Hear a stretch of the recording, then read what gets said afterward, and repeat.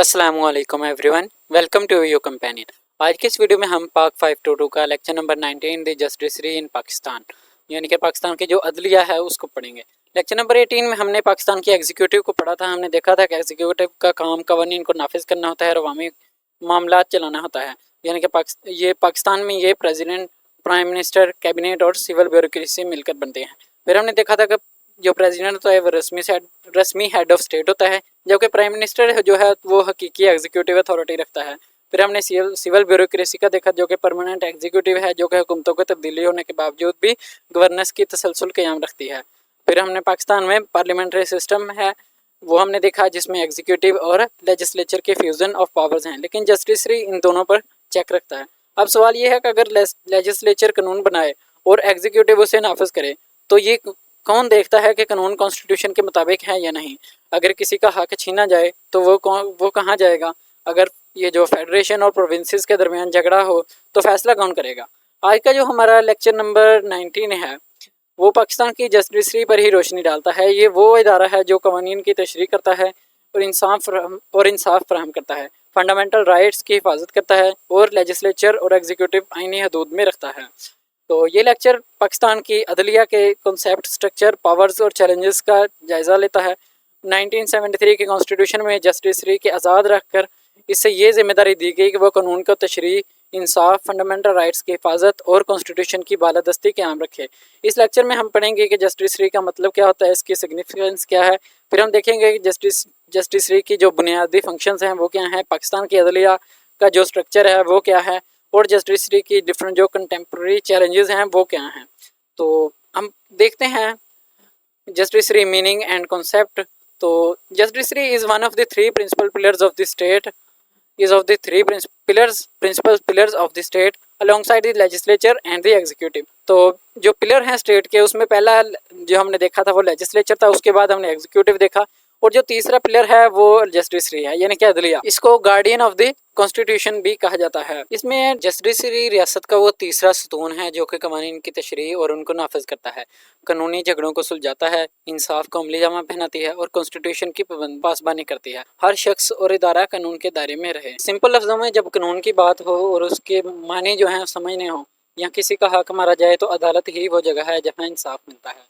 तो यहाँ पर रोल एंड फंक्शन ऑफ जस्टिसरी हैं, यानी कि अदलिया के जो रोल्स हैं और फंक्शंस क्या हैं, यानी इसकी ड्यूटीज़ वगैरह क्या हैं। तो इसकी पहली है इंटरप्रिटेशन ऑफ द लॉज के जब कानूनी अल्फाज में गैर वजाहत यानी कि एम्बिग्युइटी हो या उनके मायने पर झगड़ा हो तो अदालत कानून की अथॉरिटेटिव यानी कि तशरीह करती है ताकि वो सब पर यकसा लागू हो सकें। दूसरा है एडमिनिस्ट्रेटिव ऑफ जस्टिस। अदालतें सिविल, क्रिमिनल, कॉन्स्टिट्यूशनल और एडमिनिस्ट्रेटिव केसेस का फैसला कानूनी असूल और एविडेंस की बुनियाद पर करती हैं। मकसद फेयर, इम्पार्शियल और बर वक्त इंसाफ फराहम करना होता है। उसके बाद है गार्डियन ऑफ कॉन्स्टिट्यूशनल सुप्रीमेसी। ये कॉन्स्टिट्यूशनल सुप्रीमेसी की गार्डियन होती है कि कॉन्स्टिट्यूशन मुल्क का सबसे आला कानून है। जस्टिसरी देखती है कि तमाम कवानीन, एग्जीक्यूटिव एक्शंस और हुकूमती फैसले कॉन्स्टिट्यूशन के मुताबिक हों। अगर नहीं तो जस्टिशियल रिव्यू के ज़रिए उन्हें गैर आइनी यानी कि अनकॉन्स्टिट्यूशनल करार दे सकती है। उसके बाद है हमारे पास प्रोटेक्शन ऑफ फंडामेंटल राइट्स। जो शहरी हैं वो अपनी बुनियादी हकूक़, जिसमें आर्टिकल 8-28 की खिलाफ वर्जी पर सुपीरियर कोर्ट्स में जा सकते हैं। अदालतें अप्रोप्रिएट लीगल रेमेडीज़ फराहम करती हैं, जैसे कि किसी गैर कानूनी गिरफ्त को रद्द करना। उसके बाद है हमारे पास upholding the rules of law. Judiciary इस बात की गारंटी देती है कि हर फर्द और हर ये जो सरकारी इदारा है कानून के सामने बराबर है। कोई भी शख्स चाहे कितना भी आला ओहदा क्यों न रखता हो, कॉन्स्टिट्यूशन से ऊपर नहीं हो सकता। उसके बाद है रेजोल्यूशन ऑफ डिस्प्यूट्स। जस्टिसरी यानी कि अदलिया है, ये settles dispute involving individuals, business organisations, provincial and federal governments, constitution institutions, the state and it's citizen. तो ये इन सब के दरमियान झगड़ों का फैसला करती है। इस तरह अदलिया ये जो समाजी सुकून और सियासी इस्तेहकाम बरकरार रखती है। इसकी इम्पोर्टेंस देखें एज ए ऑर्गन, तो जस्टिसरी जो अदलिया है वो अमन और इस्तिकलाल की ज़मानत देती है। कॉन्स्टिट्यूशन, फंडामेंटल राइट्स और रूल ऑफ लॉ की हिफाजत करके ये जमहूरी गवर्नेंस को मजबूत बनाती है। The judicial system of Pakistan under 1973 constitution. तो इसके मुताबिक देखें तो The justiciary is the third important pillar of state and responsible for interpreting law and proving justice to the citizen of Pakistan. Pakistan में अदलिया का निज़ाम हिरार्की पर मबनी है और इसके जो बड़े हिस्से हैं वो ये हो सकते हैं कि जिसमें सुपीरियर जस्टिसरी है, सबऑर्डिनेट जस्टिसरी है और स्पेशलाइज्ड कोर्ट्स एंड ट्रिब्यूनल्स हैं। ये हम बाद में देखते हैं आगे चल के। ये यहाँ पर देखें ना तो ये यहाँ पर सुपीरियर जस्टिसरी है, सबऑर्डिनेट जस्टिसरी है and specialised court and tribunals. तो हम पहले देखते हैं सुप्रीम कोर्ट क्या होता है। The structure of the supreme court. तो the supreme court of Pakistan is the highest court in the country. तो हाईएस्ट कोर्ट ऑफ अपील, ये जो पाकिस्तान का सबसे बड़ा कोर्ट होता है ये इसकी जो permanent seat of the supreme court is in Islamabad. The supreme court is headed by the chief justice of Pakistan. ये आपने देखना है कि कौन इसको हेड करता है। ये जो चीफ जस्टिस ऑफ पाकिस्तान है वो इसको हेड करते हैं। Article 177 of the constitution says that, ये जो आर्टिकल 177 है ये कहता है इनका कि chief justice is appointed by the president, यानी कि चीफ जस्टिस को प्रेसिडेंट अपॉइंट करता है। फिर हम इसकी पावर्स वगैरह देखते हैं जो कि सुप्रीम कोर्ट की पावर्स क्या हैं। तो इसकी पावर में ऑर्डिनल जस्टिफिकेशन है जो कि आर्टिकल 184 के तहत है कि इंटर प्रोविजनल, ये जो federal disputes enforcement of fundamental rights in matter of public importance art 184(3), यानी कि इसके मुताबिक डायरेक्ट पेंशन और post 2025 constitutional reforms constitutional matters assign to FCCP are no longer exercise. Appellate jurisdiction है वो। एपीलेट जुरिस्डिक्शन यानी कि हाई कोर्ट्स और दीगर जो अदालतें होती हैं उनके फैसले के खिलाफ अपील है, यानी कि ये अपीलें सुनती है जो भी हायर कोर्ट्स और दूसरे अदर कोर्टों के प्रोवाइडेड लॉ पर आई होती हैं। फिर है ओरिजिनल जुरिस्डिक्शन। तो जो ओरिजिनल जुरिस्डिक्शन है इसमें है कि decide dispute between the federation and provinces and other matter assign by the constitution. तो ये जो फेडरेशन होती है और जो डिफरेंट सूबे होते हैं उनके जो मैटर्स होते हैं ना जो आइन उसे असाइन करता है, तो उनके दरमियान जो भी झगड़े वगैरह होते हैं उनको सॉल्व करती है। फिर है एडवाइजरी जुरिस्डिक्शन आर्टिकल 186। प्रेसिडेंट अवामी अहमियत के किसी कानूनी सवाल पर सुप्रीम कोर्ट से राय ले सकता है, जैसे give legal appointments to the president on question of public important. Power to do complete justice article 187, इंसाफ के लिए कोई भी ज़रूरी ऑर्डर जारी कर सकती है। उसके बाद है बाइंडिंग, ये जो power to do complete justice है binding decisions article 189 and 189 and 190 it judgments are binding on all other courts, के सुप्रीम कोर्ट के फैसले तमाम दीगर अदालतों पर भी बाइंडिंग है। तमाम एग्जीक्यूटिव और जस्टिकल जो अथॉरिटीज़ के फैसले पर अमल करने के पाबंद हैं। उसके बाद है हमारे पास फेडरल शरीयत कोर्ट FSC। तो ये FSC कब इस्टेब्लिश हुआ था? तो ये इस्टेब्लिश हुआ था, इसकी इस्टेब्लिशमेंट डेट इधर थी। तो it was established by president Ziaul हक इन 1980 through article 203C of the constitution. The main job of high court is examining the law of Pakistan. तो ये 1980 बाय प्रेसिडेंट ऑफ ज़ियाउल हक अंडर आर्टिकल 203C एग्जामिनेट, ये जो एग्जिस्टिंग लॉ होते हैं उनको एग्जामिनेट करता है। इसकी हम कंपोजिशंस देखें तो इसमें 8 जजेस होते हैं। ये जो फेडरल शरीयत कोर्ट है कंसिस्ट ऑफ 8 जजेस including the chief justice. 3 of these जजेस मस्ट बी इस्लामिक स्कॉलर, यानी कि वो उलमा इकराम लाजमी होने चाहिए। तो इसके भी ये 2 फंक्शंस हैं कि the federal Shariat court also has appellate justification over criminal cases, यानी कि ये जो hear appeals in criminal cases involving हुदूद ऑफेंसेस, यानी कि कुछ भी जो फिक्स पनिशमेंट्स हैं ये वो देती हैं जिसमें ऑफेंस विद फिक्स ये जो पनिशमेंट्स हैं in Islamic laws. Appeal for the federal Shariat court go to the Shariat appellative bench of the supreme court. उसके बाद हमारे federal constitution court of Pakistan FCCP। अच्छा, ये जो इसकी इम्पोर्टेंट बात है जो FSC है, तो इन्होंने 2022 में ये देखें, ये इसका एक लैंडमार्क रूलिंग है 2022 का। तो इसमें इसने जो सूद यानी कि इंटरेस्ट या रिबा, इसके मतलब तमाम कवानीन को गैर इस्लामी करार देकर हुकूमत को 5 साल के अंदर इंटरेस्ट फ्री बैंकिंग निज़ाम लागू करने का हुक्म दिया था। बाद में स्टेट बैंक ने सुप्रीम कोर्ट में चैलेंज किया है इसको, और ये देखिए challenge by the bank state of bank Pakistan in the supreme court. तो अभी हम FCCP को देखते हैं, federal constitution court of Pakistan. The federal constitution court of Pakistan is constitutionally established judicial institution mandated to strength constitutional governance and provide authoritative adjudication of constitutional matter in the Islamic Republic of Pakistan. The court was established in November 2025.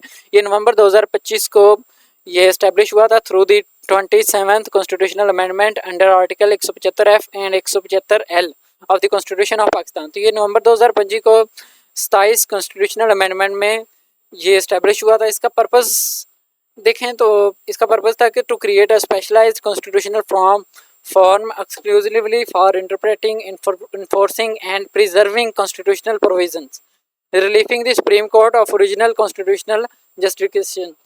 तो इसकी जो commencement है यानी कि ये function कब हुआ था, तो federal constitution court formally commenced its constitutional function on 13 November 2025 and on 14 November 2025 Justice Aminuddin Khan took oath as the first Chief Justice of the Federal Constitutional Court of Pakistan at Aiwan Sadr।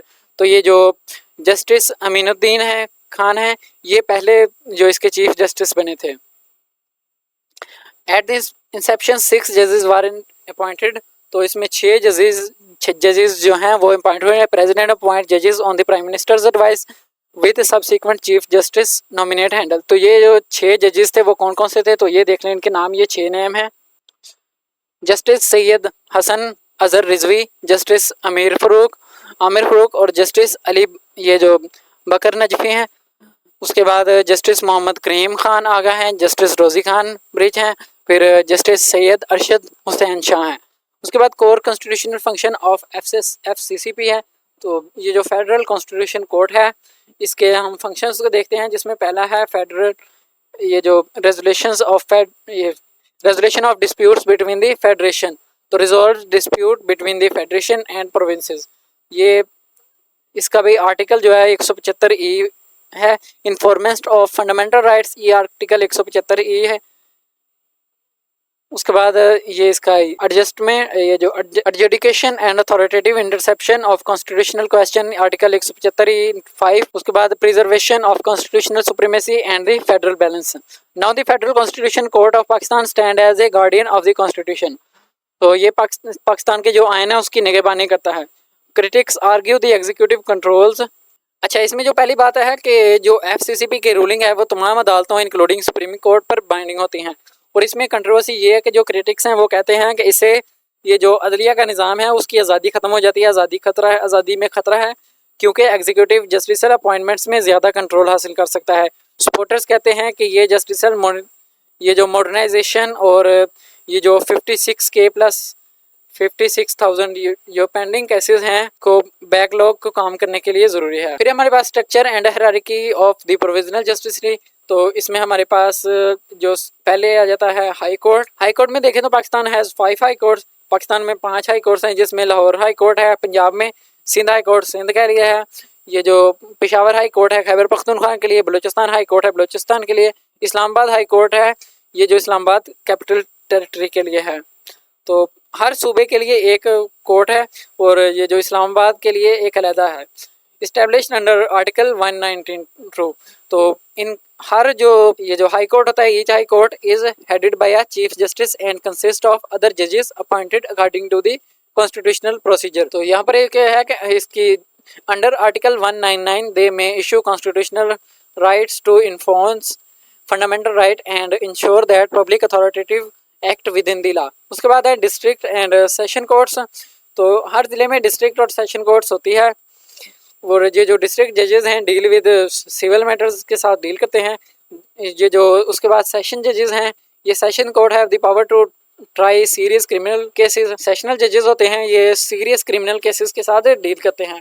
उसके बाद additional district courts होते हैं, फिर ये सबसे ज़्यादा cases सुनते हैं और आवाम से सीधा ताल्लुक़ रखते हैं, इसलिए backbone of the justice system कहलाते हैं। ये आपने याद रखना है कि ये जो जस्टिस सिस्टम की जो बैकबोन है वो डिस्ट्रिक्ट एंड सेशन कोर्ट्स हैं। फिर आ जाते हैं हमारे पास civil courts. Civil courts ordinance 1962 के तहत कायम किए गए। सिविल कोर्ट्स ऑर्डिनेंस 1962 इसके तहत ये काम किए गए और ये प्रॉपर्टी ये और डिफरेंट कॉन्ट्रैक्ट्स, मनी और फैमिली इश्यूज को डील करते हैं।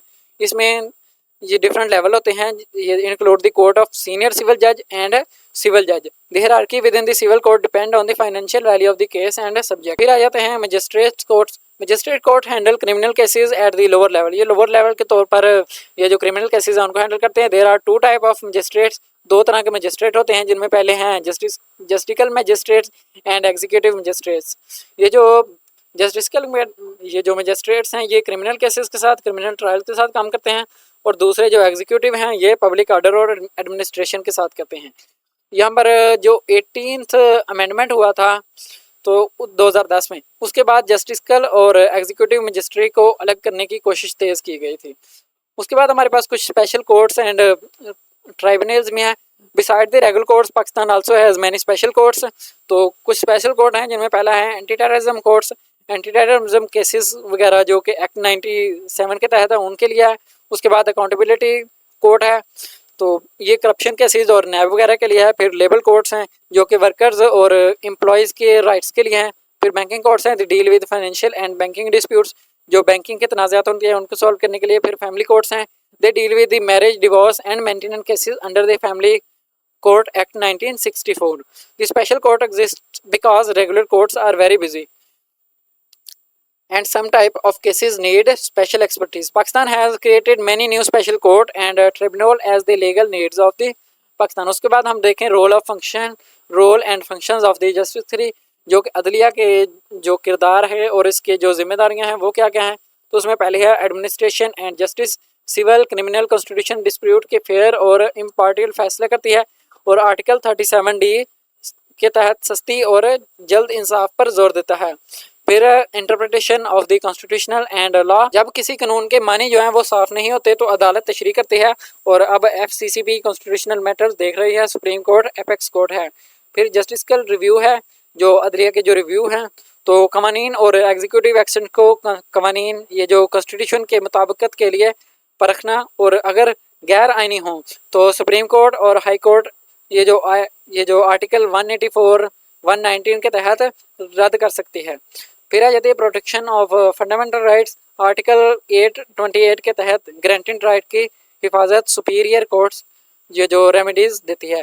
फिर settlement of federal provincial disputes हैं, the supreme court has original justification under article 1841।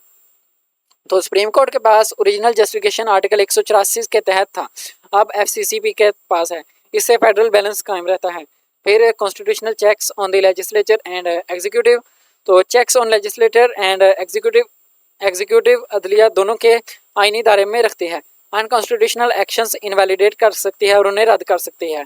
फिर contemporary challenges facing the justice, और जो अदलिया है उसको जो चैलेंजेस सामना करना पड़ता है पाकिस्तान में, तो वो हम देखते हैं। तो जिसमें पहला है delay in disposal of cases, many civil and criminal cases take year to be decided, तो लंबी कानूनी प्रोसीजर्स और लिमिटेड रिसोर्सेज की वजह से सिविल और क्रिमिनल केसेस बरसों तक चलते रहते हैं। फिर लार्ज केसेस बैकलॉग हैं, तो a high number of pending cases in the supreme court, high courts and subordinate courts affect the timely delivery, तो supreme court, high court, subordinate courts में लाखों पेंडिंग केसेस हैं, जो हमने पीछे पढ़ा था कि जो 56,000 के करीब केसेस हैं सिर्फ सुप्रीम कोर्ट में टाइमली जस्टिस में रुकावट।